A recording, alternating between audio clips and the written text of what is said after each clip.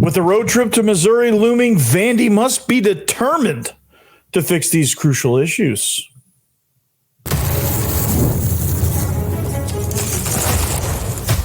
You are Locked On Vandy, your daily podcast on the Vanderbilt Commodores, part of the Locked On Podcast Network, your team every day. Welcome into the Locked On Vandy podcast on the Locked On Podcast Network. I'm your host, Corey Burton. Thanks for making Locked On Vandy your first listen every day. We are free and available wherever you get your podcasts and on YouTube as a part of the Locked On Podcast Network, your team every day. Today's episode is brought to you by FanDuel. Now, through September 22nd, all FanDuel customers can bet $5 and get a 3-week free trial of NFL Sunday Ticket from YouTube and YouTube TV. So visit FanDuel.com to get started. Today, we explore how Vandy can fix a lot of the issues that plague them. Against Missouri, they will have to figure out how to contain Luther Burden while also getting pressure on Brady Cook. That's a tall order in and of itself. Offensively, they have to get the option game moving and find their dynamic game plan similar to Virginia Tech. But most importantly, if they're going to fix any of these crucial problems, if they're going to fix anything that plagues them, their mindset has to shift from disappointment and almost, I don't know what the word is, but that's not complacency, but apathy. There you go. It has to go from like disappointment and apathy. It has to shift to determination and urgency. So mindset is important. To shift the mindset, it is crucial to your success. Now it was a tough weekend. Okay. It was a tough Saturday night. Talked about all the problems, talked about what went wrong and whether or not Clark Lee should be the head coach any longer, all the things that are wrong with this program currently. Okay, we talked about all that stuff, all right? But now we have to flush it, all right? Because this wasn't the last game of the season. There isn't any looming Sunday meetings. There wasn't any looming Sunday meetings that were, going to put Clark Lee on the hot seat. And it's time we shift our focus because there's a road trip to Missouri that if we get wrapped up in wallowing in our misery against Georgia State, this thing's just going to snowball. Okay. So we have to shift the mindset. And that's the most important thing. There's a sense of urgency that happens. And with a big road trip that on the horizon, that helps a little bit with that getting out of that disappointment of losing to Georgia State and the embarrassment, I guess you could say, or all the negative things that go with that. You can shift out of that into a more positive, determined sense of urgency type mindset where, hey, we got to fix these things. We got to fix them quick, or this is going to be a long, long season and we're going to be playing for somebody else next year. Okay. So I said in yesterday's episode, this is the crossroads. Okay. This is the game that I think, given what has happened, I didn't think that originally because I didn't have losing to Georgia State on the bingo card, but we're here now. So now this is the fork in the road.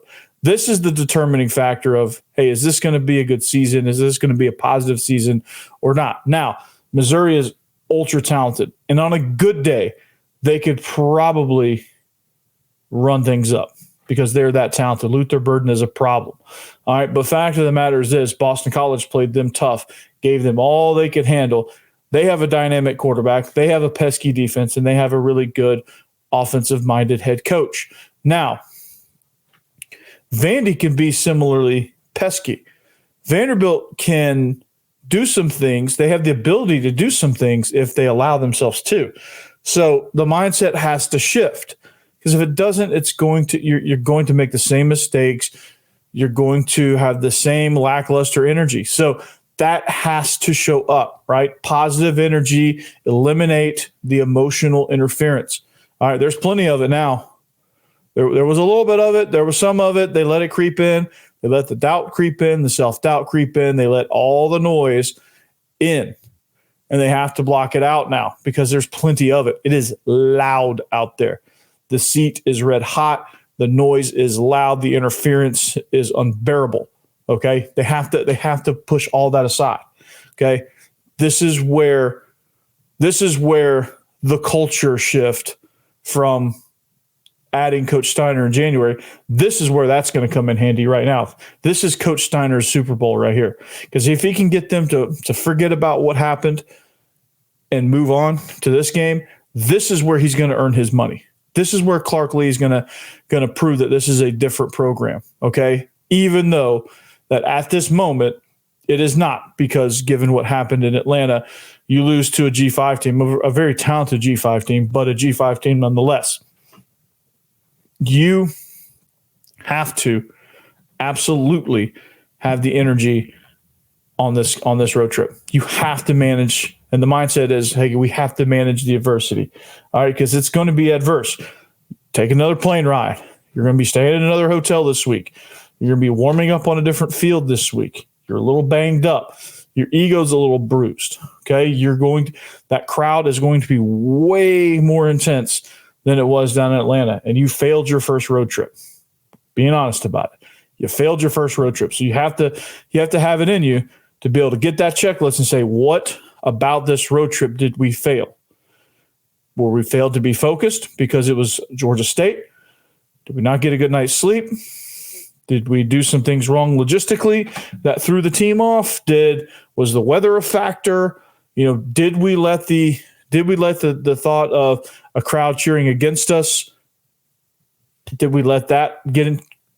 It shouldn't, because Virginia Tech was essentially a road game. So, I mean, that shouldn't bother Vandy at this point. But again, I guess that stuff kind of takes its toll. But there's something that wasn't quite right about this road trip. So you have to kind of figure out what that is, and you have to be honest with yourself. And now you have to get out of self-pity. You have to block the noise. It is important. The noise is there. Okay.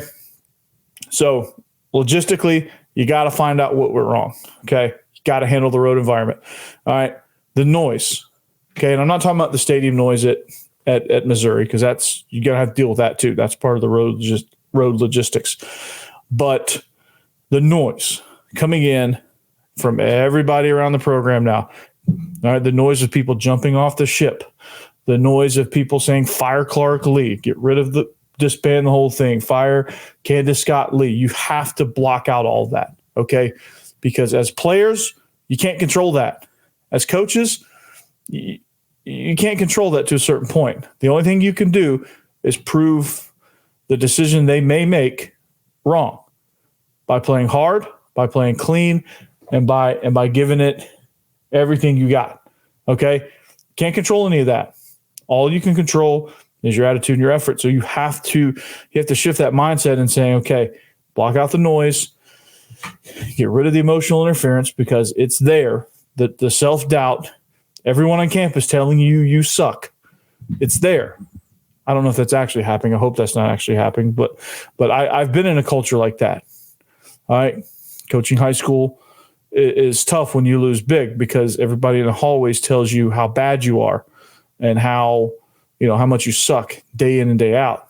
You hear it, right? You look good in the stands. Parents are jumping ship. They're just, kids are quitting, all that stuff. Like, there's things that are happening around this program. I'm not saying within the program itself, but just kind of from the outside and the peripheral, because college is a little bit different from high school in that regard. But you hear it, you read it on social media. You hear about it if you listen to talk radio. All right. You hear about it from people out in public. I mean, it's just there, and you have to ignore it. Okay. And my goal as the host of the Locked On Vandy is to, obviously I gotta keep it real, and I gotta be realistic, and I've gotta, call a spade sometimes. But the fact of the matter is this team needs to be uplifted if they're going to have any chance of salvaging this thing. All right. They can't go into the tank. And if they listen to all the noise, they will go into the tank. All right. So that's what they're dealing with right now. Okay. This is the perspective that they're dealing with. Okay. They are hearing all that, and they are taking all of that. And I don't know if they're taking it in stride. I don't know what's going on with their mindset. We'll see on Saturday just kind of where they are. Are they going to let Georgia State beat them twice? Which I mean, on a good day, they could probably lose to Missouri anyway because Missouri's a really, really good team. But they have to figure this out. So shift the mindset, sense of urgency, sense of determination. You've got to make some changes, and we'll go over kind of what those changes could possibly be with our offense and defensive game plan as we kind of look to tailor that towards Missouri. Okay, so offensively, you got to get back to your identity. We'll talk about how they're going to do that next. All right, Roy. You've heard that name before, right? Hey, Vandy fans, have you heard about Roy? And I'm not talking about Roy McAvoy, 10 Cup. I'm talking about Return on You. That's what it stands for. It's a new platform that lets you, the fans, get involved in NIL like never before by making contributions directly to your favorite athletes. By supporting the players directly, you can help shape rosters, retain talent, and keep your favorite athletes out of the transfer portal. As you all know, NIL has changed the game for athletes. Roy, Return on You, changes the NIL game for fans. So here's why it is different. You can directly support players. It allows you to directly back your favorite college football athlete or college athlete, that so to speak. With Roy, fans can play a key role in shaping the future of their favorite teams while athletes maximize their name, image, and likeness potential. All right, there's no risk contributions. Fans' contributions are securely held and are only distributed if the athlete makes the decision that aligns with the fan's support. If not, the money's returned to the fan. So download Roy for iOS or Android, enter the referral code Locked On, and you'll automatically be entered into a sweepstakes to win $5,000 cash. So visit and join Roy.com for additional details. So visit joinroy.com for additional details. No purchase necessary, void where prohibited. Get the Roy app for iOS or Android and start making an impact to your favorite team. Use referral code Locked On for an opportunity to win $5,000 cash. So visit joinroy.com for more details. No purchase necessary, void where prohibited. Get off the sidelines and into the NIL game with Roy. Support the players, change the game with Roy.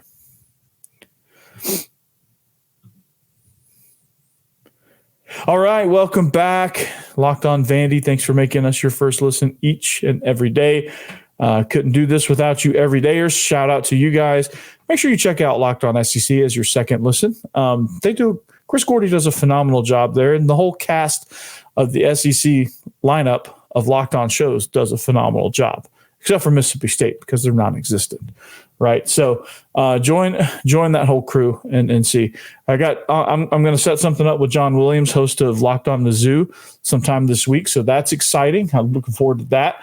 Kind of get a glimpse into what Missouri is dealing with, and we're gonna kind of get Vandy up off the mat. That's our goal. Okay, as fans, we got to do what's best for the team, and we got to get Vandy up off the mat. And you just want to win no matter what. All right. So talk about the mindset shift. Okay, you have to have a sense of urgency. Okay, that's a given.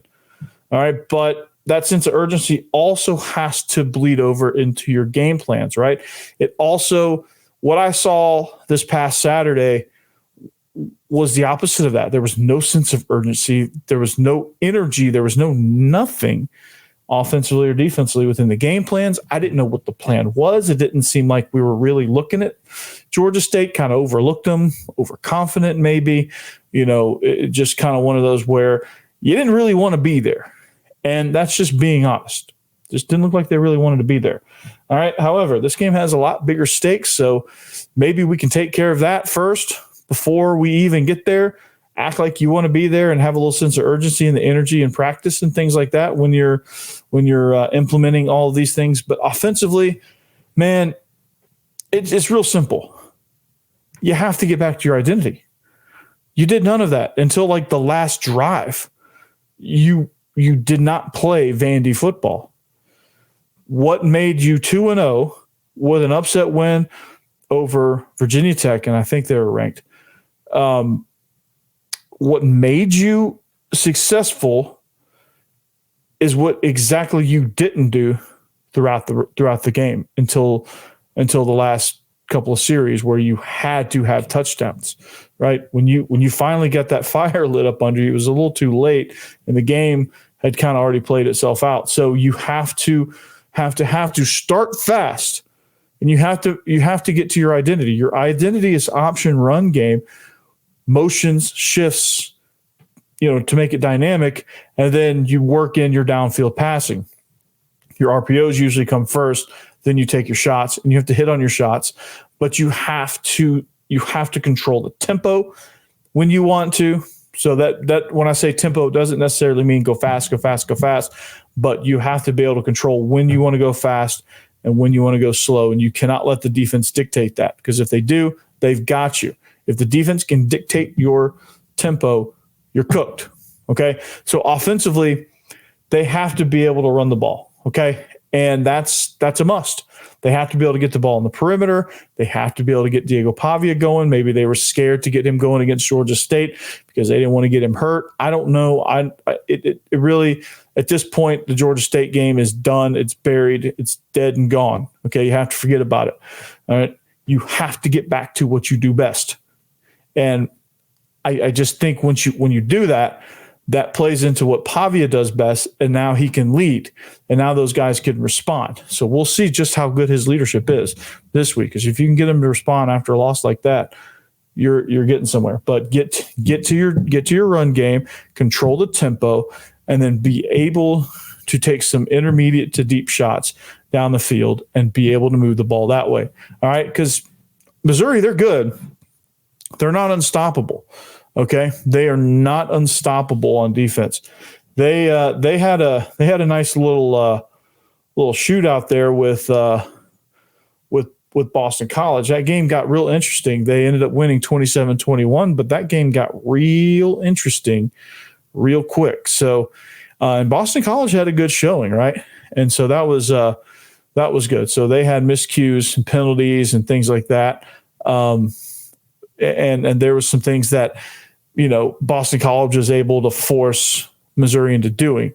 And I think by, controlling the tempo and getting them kind of on their heels a little bit, that usually helps. Because when you do that, teams get back on their heels, and then you force the other team to kind of get out of character. They start making mistakes. They start getting penalties. They start playing out of character. And so that's why it frustrates when you frustrate the other team with all of that, and they get rattled, because they're not immune to getting rattled. They just, again, it's just one of those things where they have to kind of, you force them to climb out of the hole. You force them to overlook you. You force them into that mindset. Okay. And I think with this loss, they might have just lulled Missouri into sleep. That would be outstanding. So, but this is going to be a chance for them to kind of get back on track a little bit and really kind of start to kind of put some points up on the board. I mean, rushing, Boston College did most of this through the air. Boston College only had 46 yards of rushing.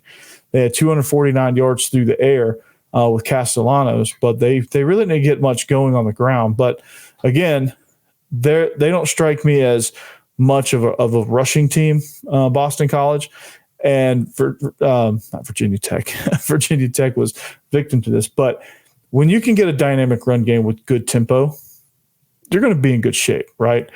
And teams get reeling, like I said, and that's the whole key to this thing. If you can get them reeling a little bit, then you can start hitting some of your pass plays. Then you can start moving the ball down the field. But you have to be clean. You have to play clean. Vanderbilt's not a team that can afford to give Missouri any help. They can't turn the ball over. They can't have any miscues, penalties, drive-killing penalties. They just have to take their medicine, punt it, and get their defense to hold strong. But, I mean, they just have to avoid as many of those back-breaking penalties. Like first series, Cedric Alexander runs in there, you get a hold, which, you can always debate, but a hold's a hold. It's an aggressive penalty. It's not the end of the world, but like those things can hurt you, especially if you're a team that at that point was lacking some confidence issues because Diego Pavia fumbled. and it was just kind of like a slog fest. You just weren't really moving the ball all that well. And when you have things like that taken off the board, it does a number to your confidence. And so you just have to be able to get in there, play clean, play fast, play physical, get back to that physical brand, and really kind of try to take it to them.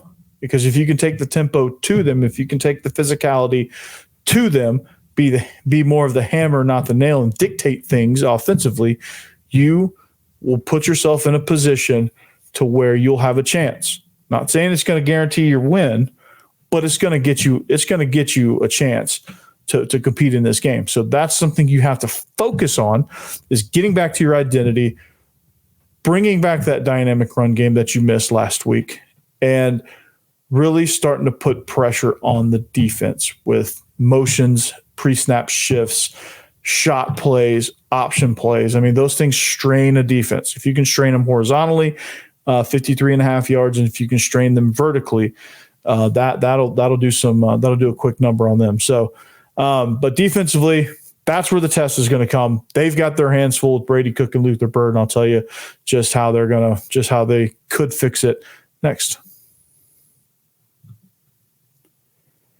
This episode is brought to you by FanDuel. You've heard us talk a lot about FanDuel, America's #1 sports book. Well, we have something a little different for you now through September 22nd. All FanDuel customers can bet $5 and get a 3-week free trial of NFL Sunday Ticket from YouTube and YouTube TV. Then with the YouTube TV base plan, you'll be able to watch every regular season Sunday afternoon out-of-market game.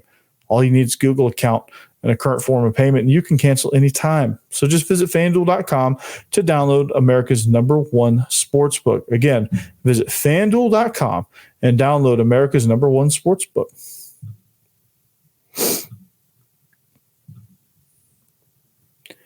All right, here we are. Welcome back. We are wrapping this thing up, third and final segment. Talking a little bit of game plan, right? We are putting Georgia State on the back shelf. We're putting it away. We are burying it. We are moving on. Okay, and this is how we move on. Talking about Missouri, talking about the mindset shift. Okay, shifting from a mindset of disappointment and what went wrong, and what do we do? Woe is me. Is Clark Lee going to be the head coach? All that stuff, right? We'll cross that bridge if and when we get there. Okay, but for now, there's a road trip to Missouri. We got to figure out how to get back to our identity offensively and put some points on the board. And we got to figure out defensively how to stop Brady Cook and Luther Burden, because those guys are a problem. They're a problem for anybody, right? And that is something that all teams struggle to figure out. Luther Burden, he had a ho-hum 6-catch, 117 yards and a touchdown showing against Boston College. Brady Cook was 21 of 30 for 264 and a touchdown. And then you had Noel, the back. He had 22 carries for 121 yards. So it looks like you're going to have to stop a multifaceted attack. So a little bit of team stats here. Missouri put up 440 yards. They rushed for 176, passed for 264. They had their red zone. They were 4 for 4 in the red zone. They did fumble. I don't think that's necessarily in the red zone, but they did fumble. They gave up 2 sacks, and they gave up 5 tackles for loss, right? They had 35 minutes of possession, and there's a whole bunch of other stats that I'm not going to read out to you. So this is where it's tough, okay? Now, Missouri's pretty good on defense. They're kind of stingy. They're really stingy against the run, and that's going to be tough for Vanderbilt to match up against, if I'm being honest. But this is where Clark Lee is going to earn his keep here. All right. Because if you can come out after what just happened and make life difficult for Brady Cook and Luther Burden, which is possible because guess what? They're human. And Vanderbilt has scholarship players too. And they play in the SEC as well. So they should be able to, if they're well coached enough, be able to handle that. Because they handled it with Virginia Tech. Kyron Drones is a phenomenal quarterback, and he's more mobile than Brady Cook. Now, granted, Virginia Tech does not have a Luther Burden on their team. Luther Burden, to me, is in the argument for best receiver in college football, all of college football. So there's that. But for Virginia Tech, whoever they play, they've got they got their own set of problems. No, for Vandy, okay, for Vandy, they have to figure out just how they're going to attack, because if you let Brady Cook sit back there and pick you apart, that's exactly what he's going to do. If you don't get any pressure on him, that's exactly what he's going to do.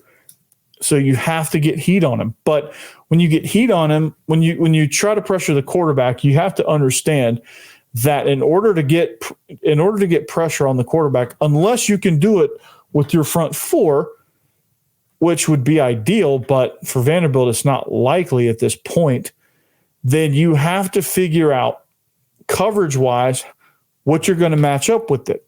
And you have to have good communication on the back end. And I just don't think you're getting that, because there's guys that are vacating zones. I think there's guys playing undisciplined a little bit as far as taking things out of their zone.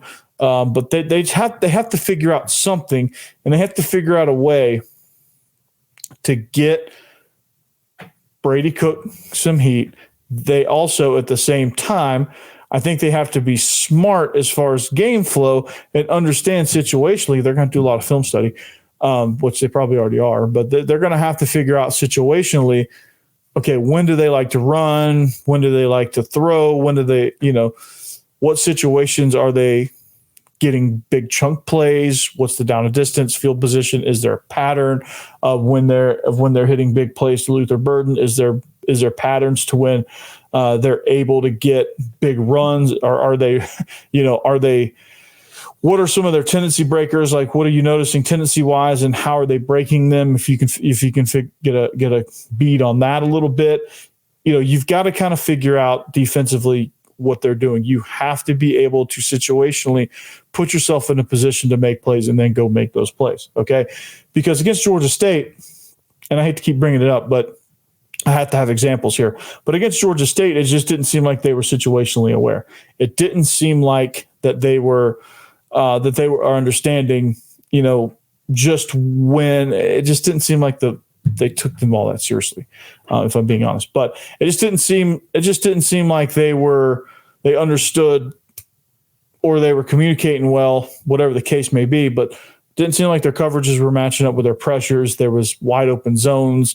There was guys not covering, whether that's a personnel issue or a coaching issue or a little bit of both, or if they don't understand what they're supposed to be doing or what the case may be.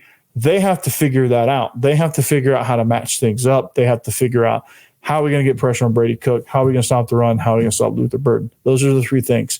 And they have to, they're going to have to bracket coverage there. They're going to have to be physical with him at the point of attack. They're going to have to contain him. Or there's the other mindset of, and this is how NBA teams played Kobe Bryant. They let Kobe Bryant do his thing. They limited everything else and forced one player to beat them. And in a game of 11 on 11, if you can kind of do that, where you shut down everything else and you constrict to where they become more predictable, then you also can increase the likelihood. So that's another school of thought there, as far as how can you stop a superstar like Luther Burden, because they have to be able to find a way to limit him, and maybe shutting down everybody else will kind of disrupt things. But what it comes down to is this: they have to dictate offensively. They have to dictate the tempo. Defensively, they have to try to dictate the tempo. Okay, they have to force the offense into getting uncharacteristic. They have to force the offense to panic, which this offense is not really one to panic. But you never know. Teams don't panic until they do. I know that seems a little silly, but they don't panic until they do. So if they can get them under pressure, under fire, hit Brady Cook, there's very few quarterbacks, very few. I mean, like 1 out of a million, few that are immune to being rattled. Tom Brady's probably immune to being rattled. But I think even he has a threshold. I think it's very hard to get to that threshold. But Tom Brady's not there in Missouri, so don't have to worry about that. But Brady Cook is a very, very good quarterback. He can hurt you in a lot of different ways, but he's not immune to being rattled.